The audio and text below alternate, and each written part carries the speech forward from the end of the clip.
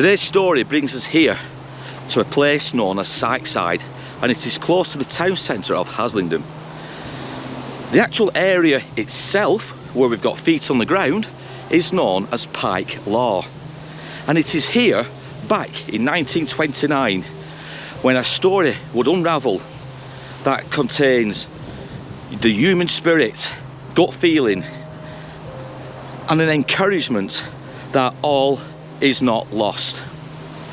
This, my friends, is the story of the Pike Law 5.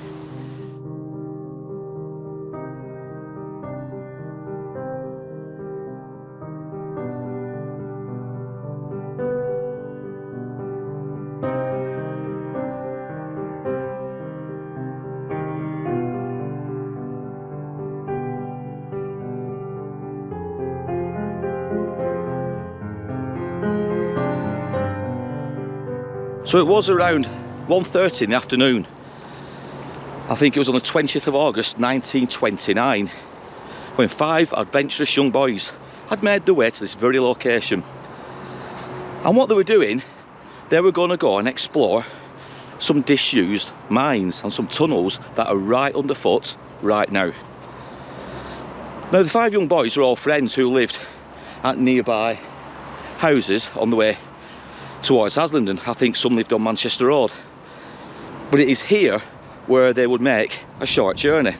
Now, the mine itself obviously now is no longer in operation, as you can see all around us, but for many years this area, which was known as Pike Law Quarry, it had been left open not only to the elements but to young adventurous boys. And for years kids would come up here to explore these abandoned mines.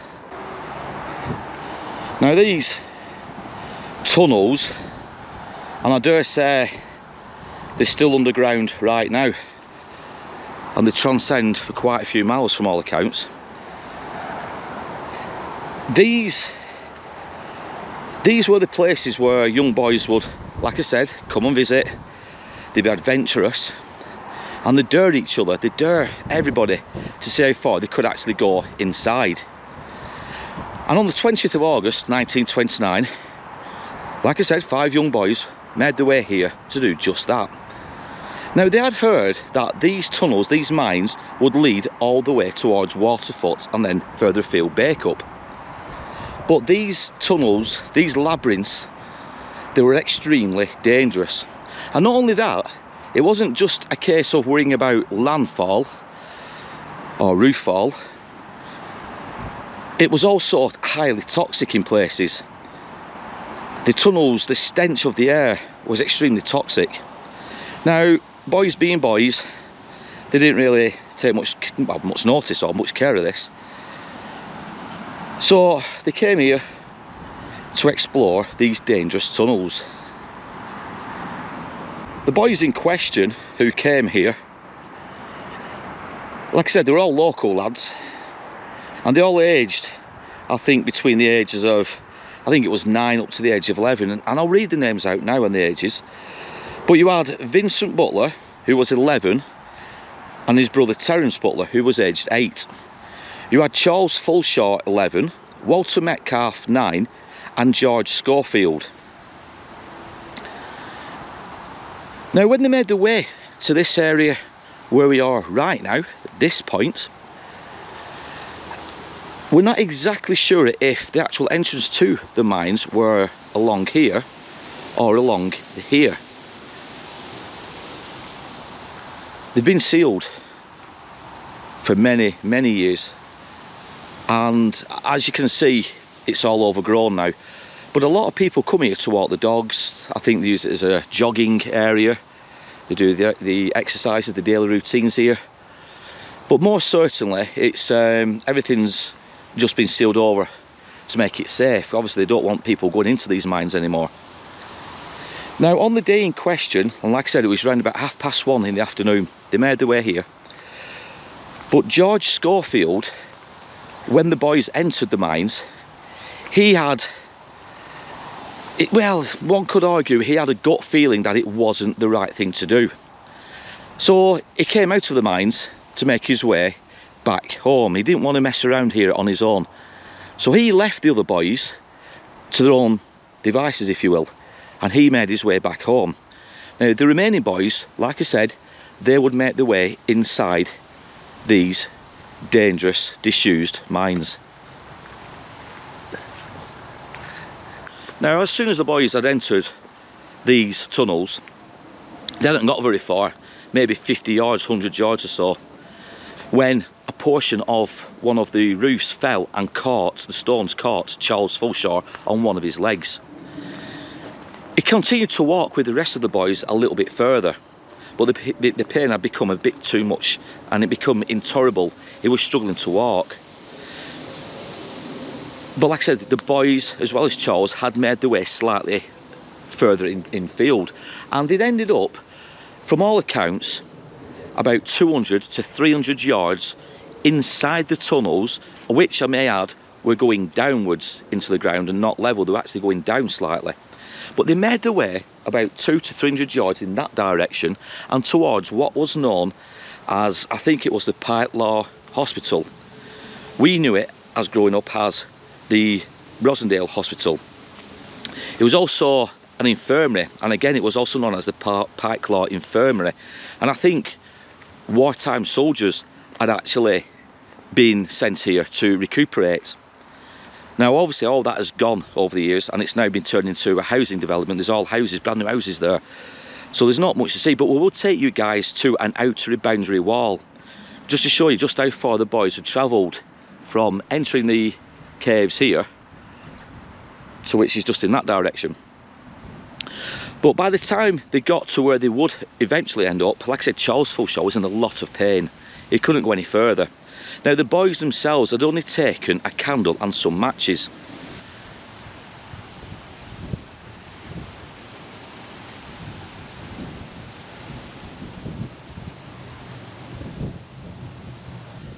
Now as you can see from where we are right now, you've got a bit of an incline at this side, and you can see just some of the stone that would have been quarried all those years ago. And it's hard to say where the actual entrance of the quarry used to be. It may well have been on this side, or it could have been further round. I've got a feeling it is further around there, and I'll put an OS map over to show you exactly why I think that. Now I have been in touch with Clive at Rosendale Collieries about this case, being an ex-miner, and he knows the actual land site itself. He may well be right in thinking that the actual entrances were just above this hill and on the opposite side. And like I said, I'll put an OS map over it now with a circle highlighting that area. But between us both, we do feel that is where the boys entered. So they would have entered at that side, walked underneath all this, made their way all the way across and towards where Pike Law Infirmary once stood. Now at this side of the former quarry, we do have these outer walls. It could well have been here. This was another location me and Clive kind of pinpointed as to where the entrance to the drift would have been to take you inside the quarry. So where Vicky's now stood, it may well have been round this side. It's obviously all been infilled, backfilled since then, but this rock face here does give some form of indication or some idea as to how the boys may well have got in all those years ago.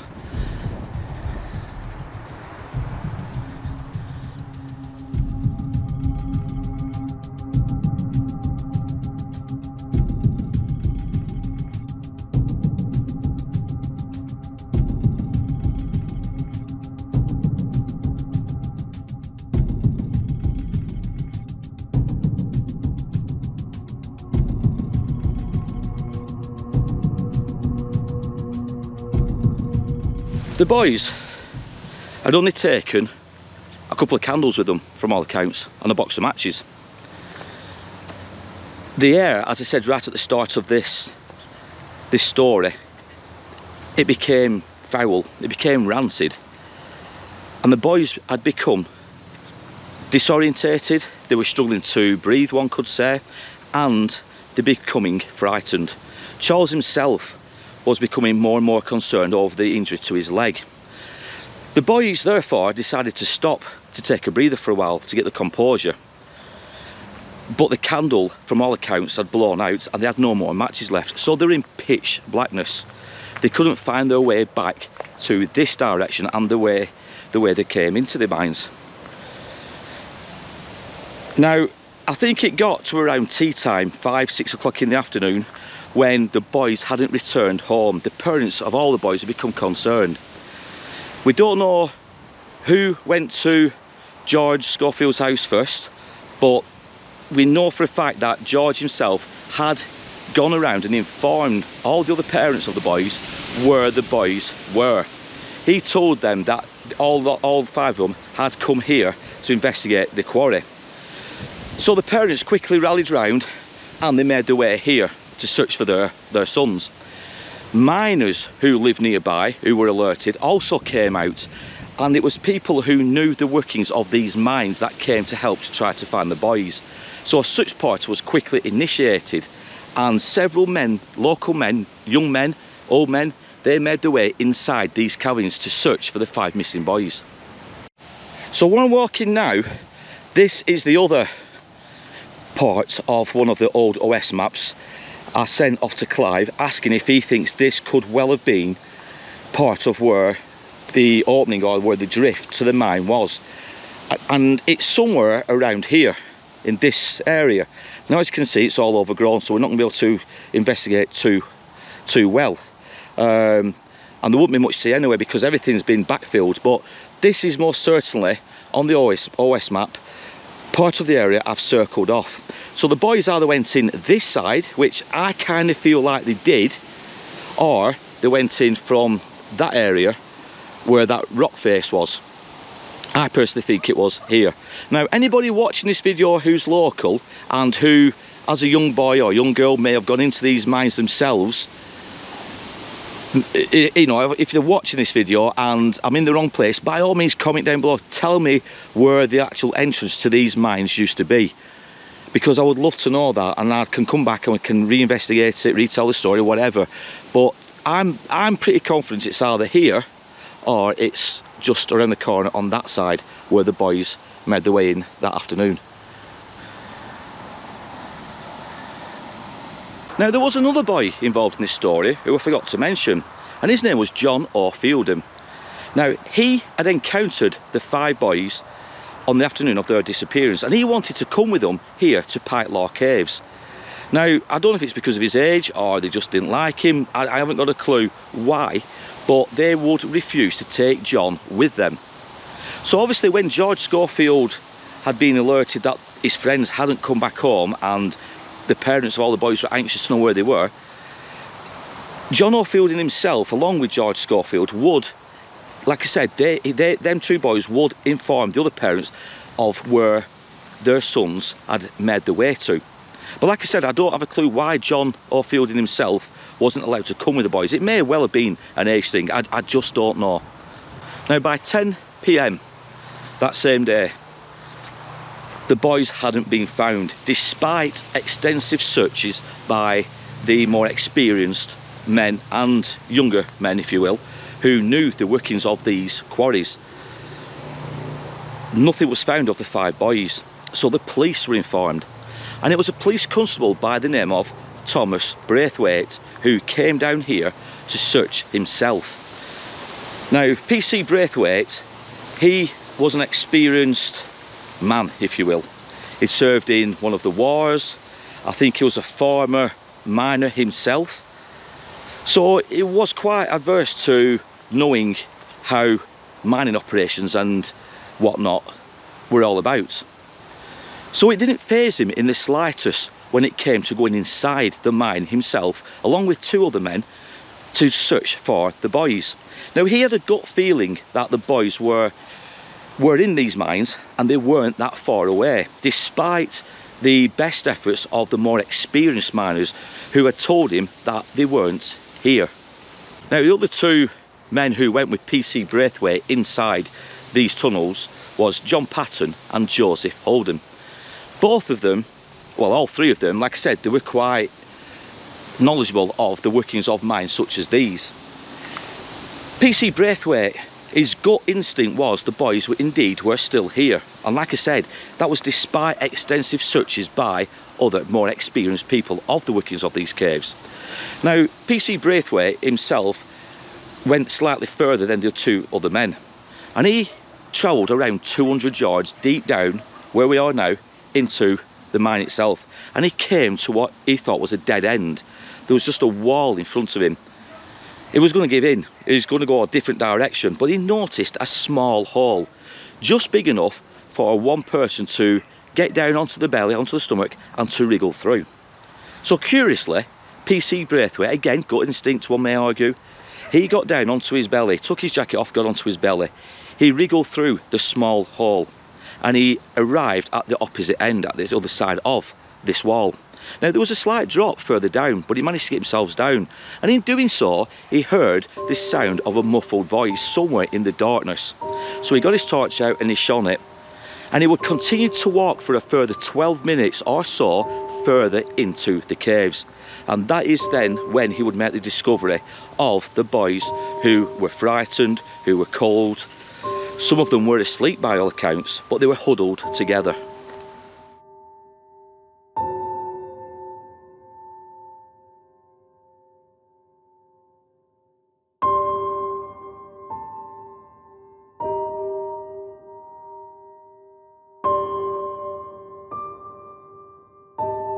Now, PC Braithwaite, his gut feeling was still that the boys were definitely here somewhere in these caverns, in these mines, despite what the miners were telling him.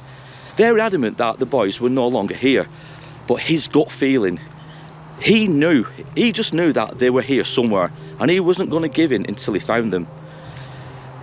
It now does beg the question, and I'm going to go back to a video we did about a month ago, and it's the Dean boys who went missing over in Dean near water.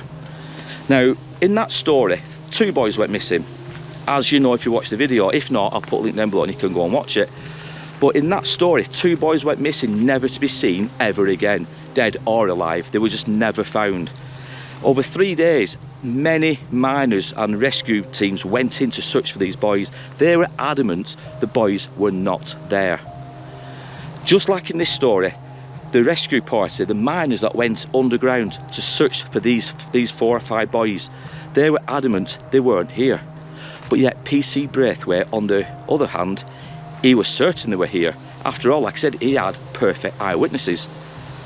PC Braithwaite, he made the decision to go inside with, like I said, his 2 other friends, his 2 other accomplices. 3 of them went in. Now, PC Braithwaite went the furthest. He went above and beyond, like I said earlier. He got on his stomach, he crawled through, he wriggled through a tight opening to get to the other side.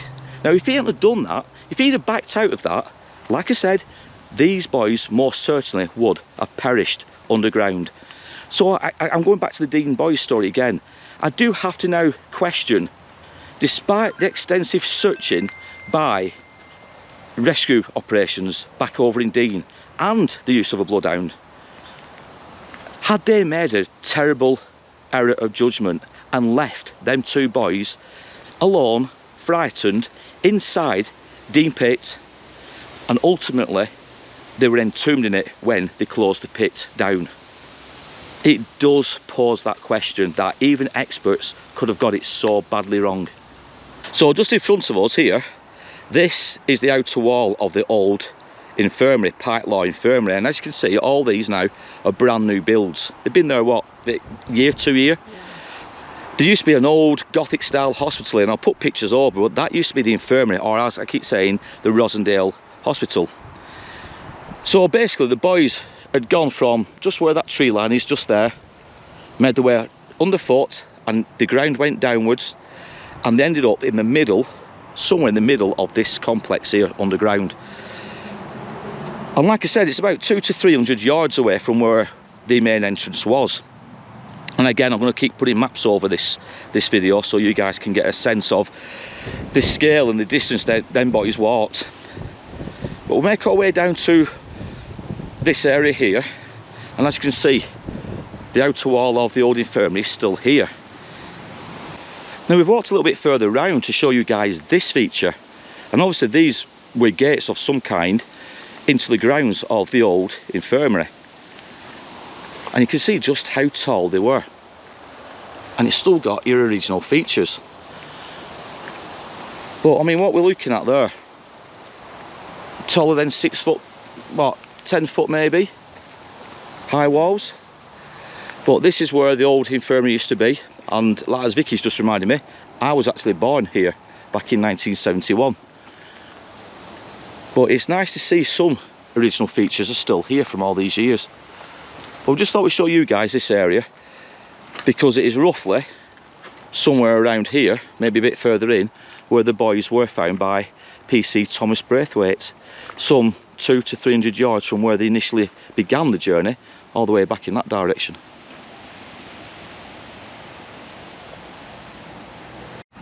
We're now at the top of where, obviously, these tunnels, I will presume they're still underfoot. And you can see, like I said, how regeneration schemes have developed it, redeveloped it.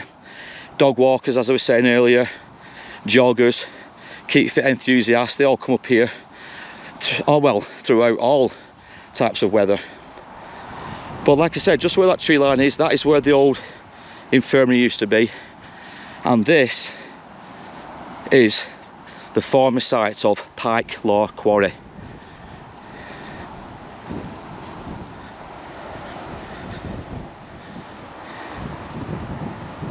Now, for a better size of scale, again, as I said, there was 2 locations where the boys could have made their way in. It was where that tree is there, somewhere along that gully, that stretch, or it was where that outline of rocks is, just through them trees. It was either there or there, I think, where the boys made their way in, and then they went downwards underfoot all the way in that direction. But again, and I've said it twice during this video, if anybody who's old enough, or whose fathers, grandfathers might have come here and played as young boys, who used to go in these tunnels, these labyrinths, if you know exactly where they are, don't forget to contact myself and Vicky. Now, after the boys had been rescued, it took 20 minutes to leave from where they were found before they actually got out, to the joy of the waiting families. There were many tears shed.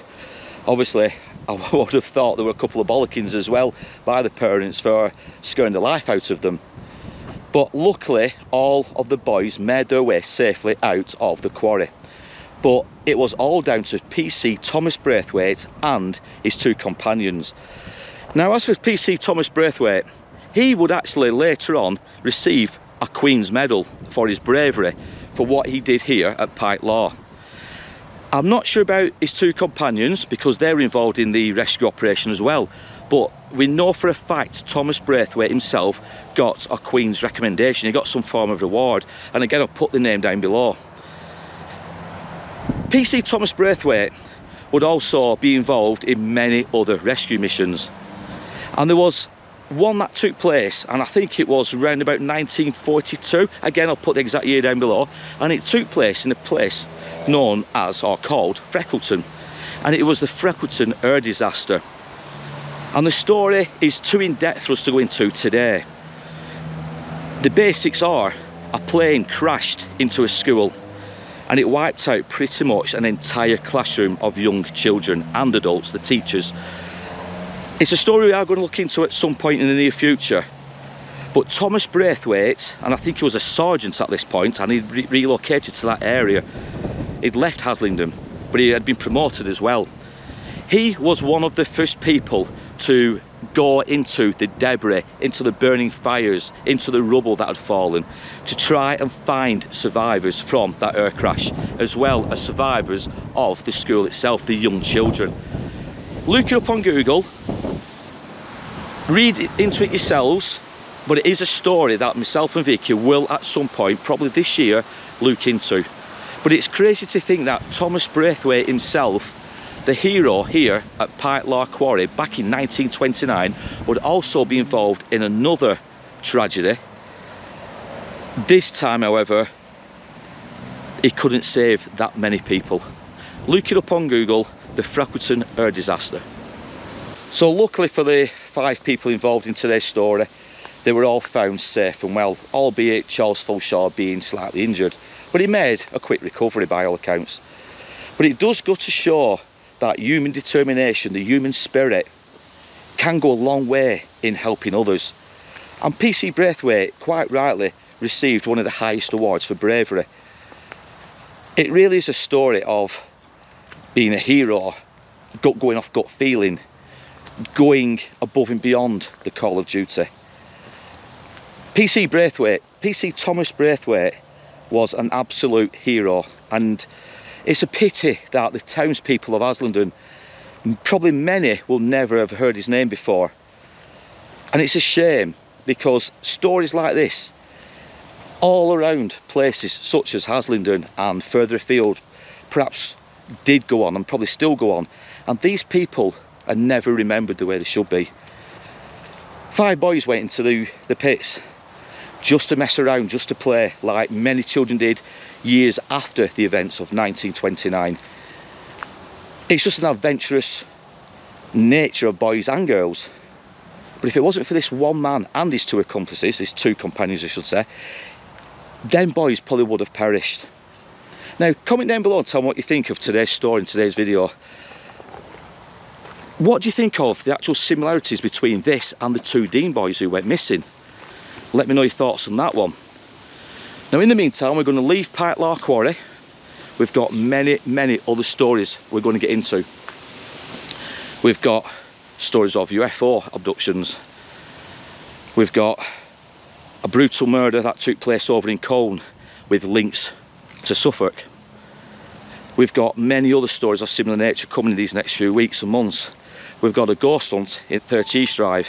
We've got another ghost hunt in the old Accrington police station coming up. Absolutely tons of stuff coming, guys, so keep watching the videos. Click the notification icon because it will alert you when these videos are going to go live. But in the meantime, as you always say, guys, I want you to take care, look after yourselves, and me and Vicky will be back soon with another tale from our dark but at times glorious past. Take care, everyone.